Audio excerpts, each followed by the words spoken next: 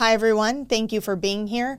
Big news today involving the Federal Reserve, the banking crisis, and the 2024 election all wrapped up into one. While 96% of Americans are convinced that the Federal Reserve will not be cutting rates tomorrow at their meeting, not enough people are talking about the real reason why.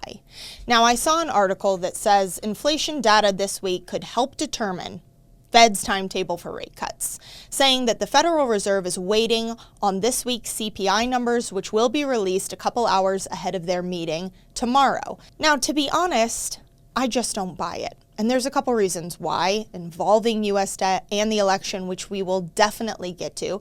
But first things first, while yes, of course, inflation is very important and there's a reason we're keeping rates up and it's to fight inflation, there are other reasons at play. The mainstream media is hyper-focused on inflation, but it doesn't tell the real story. While the Federal Reserve would love for us to look over here at all that they're doing to fight inflation, keeping rates high, quantitative tightening by running off their balance sheet, all anti-inflationary measures, over here we have the United States Treasury doing a bank buyback program and the United States debt continuing to rack up a deficit, both of which we know are inflationary practices. So which one is it? We're doing one thing over here to help inflation and we're doing another over here to hurt it. I mean, the bank buyback program, if you're not familiar with it, is the U.S. Treasury buying back bonds at above market value to help struggling banks with liquidity. And we know that these banks have a serious liquidity problem because just last week, the FDIC, the Federal Deposit Insurance Corporation, announced that there were over 63 banks in trouble with over $500 billion of unrealized losses in the form of these bonds and securities that had lost value. So this is a way to kind of work around keeping rates higher for longer and making sure that banks have the liquidity that they need. Another way you could say this is printing more money, because essentially that's what you're doing when you're buying these bonds from banks at a rate that's above the going market value. It doesn't make any sense. And the United States debt at the rate that we're continuing to spend doesn't make any sense to me either. What does make sense, however, is not just that they're waiting for inflation data. No, what makes sense to me is that they're keeping rates higher for longer also to help with this debt.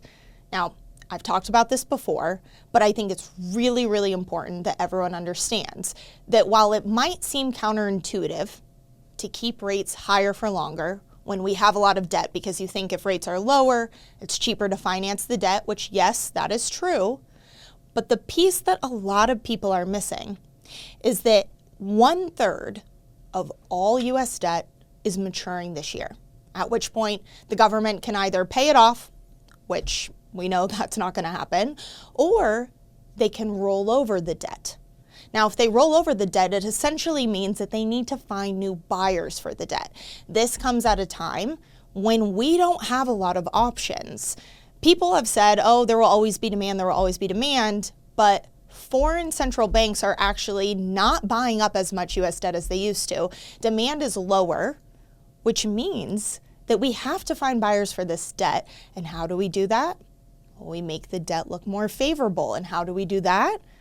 We keep interest rates high, because the higher the interest rates, the more favorable that debt is for buyers.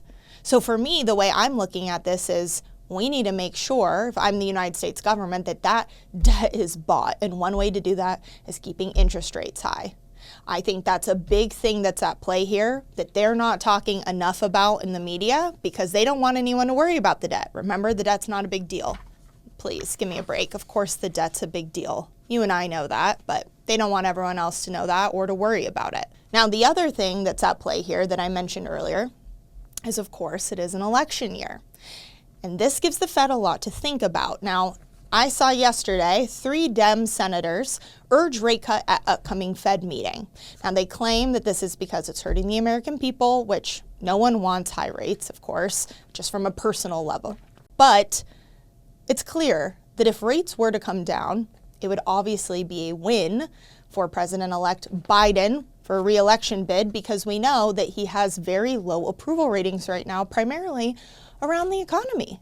People are not happy, and if rates were to come down, maybe it would change sentiment. But on the flip side, there was another article that came out yesterday saying political heat gives central bankers pause for thought on interest rate cuts, essentially saying that their hands are tied. Because if they were to cut rates, it would look like favoritism. If they don't cut rates, maybe it's looking like favoritism. Either way, they're in a pickle here, if they raise or if they lower. Now, there's a part of me that honestly actually thought that interest rates might be going up, but now I'm inclined to think maybe they'll just hold steady because of the election.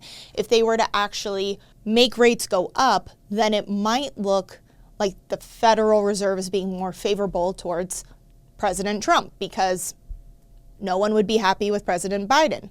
So they're in a bit of a pickle here, because either way, any move they make is going to be seen as political. Whether it is or isn't in reality, we don't know. I mean, tell me what you think below. Do you think that any of this rate cuts has to do with the presidential election? Do you think it has to do with the government debt?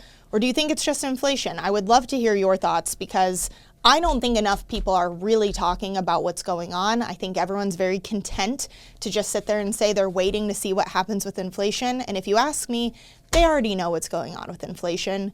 They already know that the CPI numbers that are going to be released most likely aren't going to be as accurate or tell the full story of how bad inflation really is. You and I know, anyone who's been to a grocery store knows. Now, with the CPI numbers, with the Federal Reserve's meeting happening tomorrow, I'm sure we are going to have a lot more to talk about. So I will be keeping you updated as things progress. But in the meantime, I think it's important, again, we keep our eyes open and we dig a little bit deeper into what's really going on and why. Most importantly, why? Because that's going to set us up where we can have more foresight to understand not only what's happening right now, but what's going to be happening in the future. And if you have any questions or you want to learn more about how you can protect yourself outside of all of this mess, outside of the system, that is what we are here for. You can click the Calendly link below to talk to one of our expert analysts. In the meantime, like, subscribe if you're not already. I appreciate you being here. As always, I'm Taylor Kenny with ITM Trading, your trusted source for all things gold, silver, and lifelong wealth protection. Until next time.